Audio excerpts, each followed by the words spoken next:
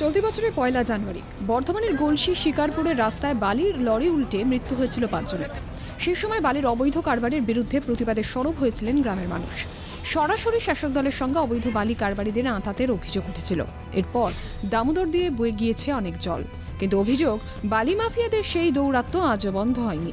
আর তাই পরিণতি হিসেবে সেই বর্ধমানেই চিরদিনের মতন হারিয়ে গেল একই পরিবারের তিনটি প্রাণ। মহিদিপুর গ্রামের ঠিক এই বাঁধের ধারে গতকাল রাতে একটি ওভারলোডেড বালির গাড়ি নিয়ন্ত্রণ হারিয়ে ঠিক এই বাড়ির উপর পড়ে এবং যে ঘটনাস্থলে একই পরিবারের ৩ জন সদস্য বালির গাড়ি চাপা পড়ে মারা যান।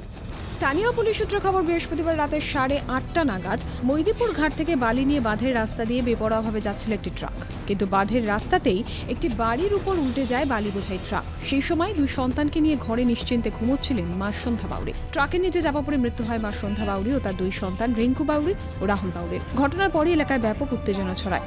উত্তেজিত জনতা বালির ঘাটের অস্থায়ী কার্যালয় এবং একাধিক ট্রাকে আগুন ধরিয়ে দেয়। পরিস্থিতি নিয়ন্ত্রণে পুলিশ এলে পুলিশের উপরে উত্তেজিত জনতা চড়াও হয় বলে অভিযোগ। পুলিশের গাড়িতেও ভাঙচুর করা হয়। অবৈধ বালি খাদান বন্ধ করা, ওভারলোডিং ট্রাক চলাচল বন্ধ করা এবং ক্ষতিপূরণের দাবিতে ক্ষোভে ফুঁসছেন পরিবারের সদস্য থেকে স্থানীয়রা। পুরো মাল নিয়ে যাচ্ছিল, ডিং করে গাড়ি চালাচ্ছিল, ছেলেপুলেগুলো ঘরের ভেতরে ছিল, বেরোতে পারে, ক্ষতিপূরণ দিতে হবে আর বালি খাত বন্ধ করতে হবে। উদ্ধার করতে পারেনি সেই সময়, যখন উদ্ধার করা হলো তখন সব ডেট হয়ে গেছে। বাপের কলে 3টে ছেলে মেয়েকে পরিবারকে ফিরে দিতে পারবে? হ্যাঁ, লরি বন্ধ করতে হবে। আজ মাল খেয়ে ওভারলোড দিয়ে বালি নিয়ে যাচ্ছে, আজ এর বাড়িটা হচ্ছে, কালকে আমার বাড়িটাও হবে না। কেন নাই ছেলে পুলে কার বাড়িতে যাবো? বালি খাত বন্ধ করতে হবে, আর না হলে আমাদের জায়গা কিনে আমাদেরকে পাশে ঘর করে দিয়ে তারপর বালি খাত যেন চালু করে। পুলিশ, তৃণমূল, বালি মাফিয়া একেবারে গভীর আঁতাতের অভিযোগ তার জেরে রমরমিয়ে চলছে বালি মাফিয়াদের দৌরাত্ম্য। দল আজকে রয়েছে, সেই শাসক দল তো জানেন এখান থেকে বালি খাদানের পয়সা কালীঘাটে যায়, নবান্নে গিয়ে যায়, তবেই দিদি সরকার চলে। সেই জন্য এইভাবে আমাদের মানুষদের প্রাণ যাচ্ছে, এইভাবে জীবন নিয়ে চিলিখেলা হচ্ছে। তো পয়সা নিয়ে চালায়, আর এখানকার শাসক দল সেও তার সঙ্গে যুক্ত, সেই অনুযায়ী যেভাবে চলছে আর নিরীহ মানুষের প্রাণ যাচ্ছে।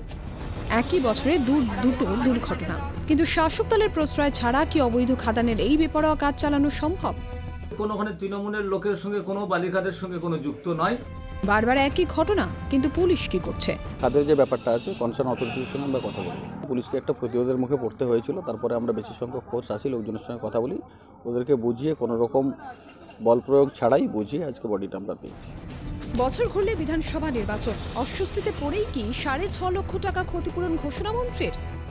পরিবার প্রত্যেককে 2 লক্ষ টাকা করে, মোট 6 লক্ষ টাকা। আর যিনি আহত হয়েছেন স্বামী, তাকে 50,000 টাকা, মোট 6.5 লক্ষ টাকা চেক আজকে ওদের হাতে তুলে দেওয়া হবে। বালিটা কিন্তু বৈধ খাদান থেকেই আসছে। অভিযোগ, অবৈধ বালি খাদানের টাকাতেই ফুলে ফেপে উঠেছে শাসক দলের লোকজন, আর জীবন দিয়ে তার খেসারত গুনতে হচ্ছে সন্ধ্যা বাউরিদের মতন হতদরিদ্র পরিবারকে। আর কতদিন চলবে এই সব? ক্যামেরায় দেবব্রত রায়ের সঙ্গে রাজেশ খান, ক্যালকাটা টেলিভিশন নেটওয়ার্ক।